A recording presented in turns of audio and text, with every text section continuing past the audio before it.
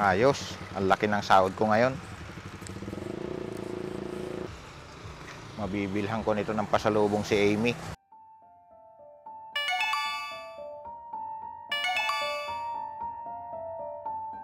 Hello? Tay, may pera po ba kayo dyan? Bakit? Aanhin mo naman sila. May sakit kasi si Bunso. Pambili ko lang po ng gamot at pagkain namin. Ang nanay mo ba nasaan? Bakit hindi siya ang hingian mo? Tay, nagbigay na si nanay. Kaso kulang pa rin. Wala akong pera, Sheila. Grabe kayo, Tay. May trabaho kayo, kahit kaunting pera, hindi nyo kami mabigyan. Ilang buwan na po kayo hindi nagbibigay. Laging sa nanay na lang po ang inaasahan nyo. Ang kulit mo naman. Sinabi nang wala akong pera. Sige na, at may trabaho pa ako.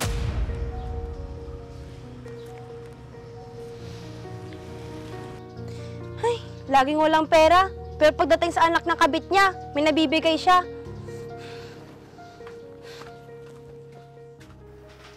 MC, dito na ako.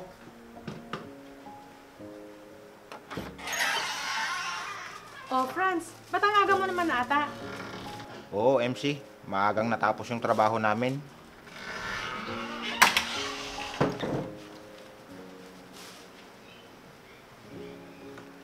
Asan nga pala si Amy?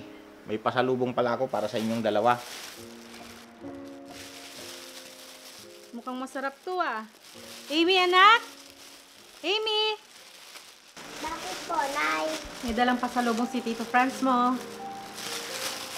Wow, ang sarap naman nito. Thank you, Tito Franz. Sige na, Amy. Kumain ka na muna sa kusina. Sige po, Tito. Siguro, sumahod ka na, no? Oo naman. Ito nga pala yung pera. Mamalengke ka mamaya para may ulam tayo. Ang dami naman nito. Oo.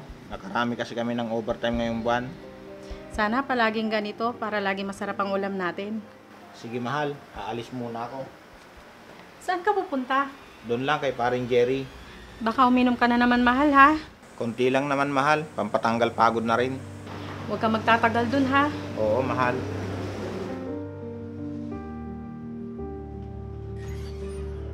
Mabuti pa si Franz nagbibigay sa akin. Samantalang ang ama ng anak ko, hindi.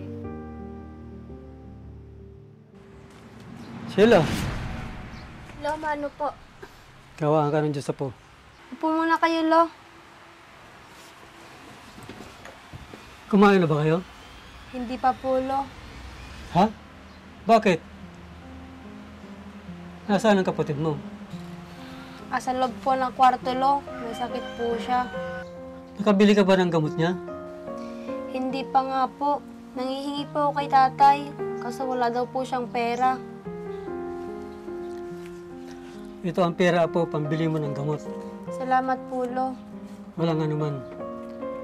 Sandali lang po. Bibili lang po ako ng gamot ni Bunso. Sige, mag-ingat ka po.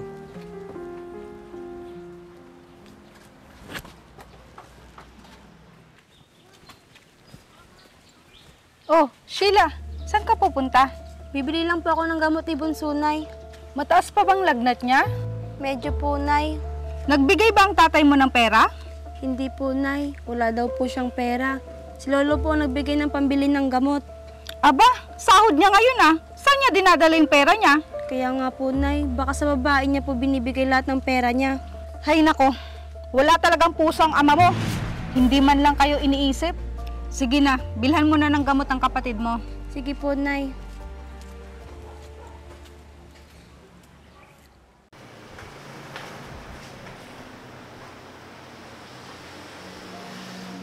Oh, mahal, nandyan ka na pala. Si Amy, mahal. Nasaan? Nasa school pa niya, bakit? May binili kasi akong laruan para sa kanya. Wow, sigurado ako matutuwa nito si Amy. Basta para sa inyo, mahal. Lahat ibibigay ko. Para ko na rin kasing anak si Amy. Eh, ang mga anak mo pala, buti hindi humingi sa'yo. Humihingi naman sila, pero hindi ko na sila binibigyan. Mas mahal naman nila yung mama nila kaysa sa akin. Nandito naman kami ni Amy. Mabuti pa kayo. Mahal niyo ako. Oo naman, kaya nga ikaw ang pinili ko kasi ikaw ang mahal ko. Salamat, mahal. Tay! Tay! Bakit hindi man lang kayo makaalala? Nabigyan kami ng pera ng kapatid ko. Sheila, Huwag kang mag-iskandalo dito. Bakit hindi? Alam niyo po ba yung nangyari sa kapatid ko, Tay? Muntik na siyang mawala sa amin. Nung panahon na hindi ka nagbigay ng panggamot sa kanya. Eh wala naman talaga akong pera nung panahon na yun ah. Sheila, wag mo naman pagsalita ng ganyan ng tatay mo. Isa ka pa. Kung di dahil sa'yo, lahat sala ng sahod ng tatay ko, napupunta sa amin. Hoy Sheila, magdaan-daan ka sa pananalita mo. Baka nakakalimutan mo nandito ka sa pamamahay ko. Sheila, umuwi ka na muna. Nakakaya kay Tita MC mo. Siya dapat ang maya sa amin, Tay. Dahil sa kanya, hindi sana lumayo si nanay at nagtrabaho sa ibang lugar. Na dapat kayo ang natatrabaho at sumusuporta sa amin. Pero anong ginawa nyo? Nag-asawa kayo ng iba. At pinabayaan mo kami.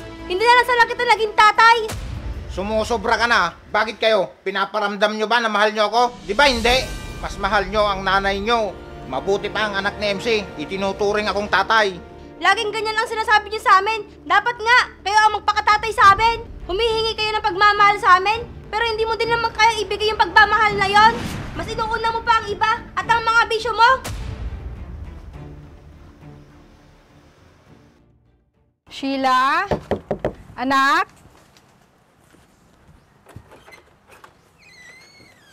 Nay, mano po? Kamusta naman kayo dito, anak? Ayos lang po kami, Nay. Si Bunso nasa eskwelahan pa. May dala pala ako dito ulam at prutas. Ang tatay mo, nagpadala na ba sa inyo? Hindi pa po, Nay. Tuloy na po kami kinalimutan ni tatay.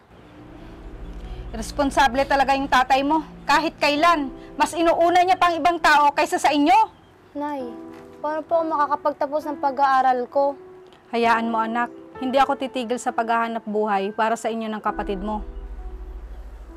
Salamat, Nay. Kahit hirap po kayo sa pagtatrabaho, hindi niyo po kami sinusukuan. Ano ka ba, anak?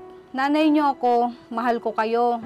Kahit wala ang ama niyo, itataguyod ko kayo hanggang makapagtapos kayo. Salamat po, Nay.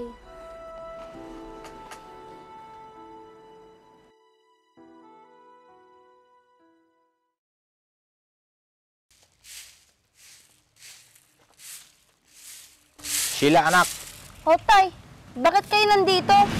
Gusto lang sana kitang kausapin. Ano naman po ang dapat natin pag-usapan, Tay? Pasensya na kayo sa akin sa lahat ng kapabayaan ko sa inyong magkapatid. Tay, sa tingin mo, ganoon kadala magpatawad? Nasaan po kayo nung panahon na kailangan ka namin? Si nanay, kahit hirap na sa trabaho, halos nagkakasakit na, pero ni minsan hindi niya kami pinabayaan. Kaya nga gagawa ako ng paraan para makatulong sa inyo. Sana, noon niyo pa ginawa yan, para may silbi kayo sa amin. Bigyan niyo pa ako ng isang pagkakataon, anak. Pwede ba, Tay? Ulit-ulit kayo humihingi ng tawad, pero wala. Ganun pa rin. Doon ka na sa mga bisyo mo at sa mga babae mo. Wala na kami ni MC, anak. Ah, kaya pala lumalapit kayo sa amin kasi iniwan na kayo ng babae mo. Oo, kaya sana, kung pwede, dito muna ako sa inyo. Tay, wag ako yung pakiusapan nyo, kundi si nanay. Anak!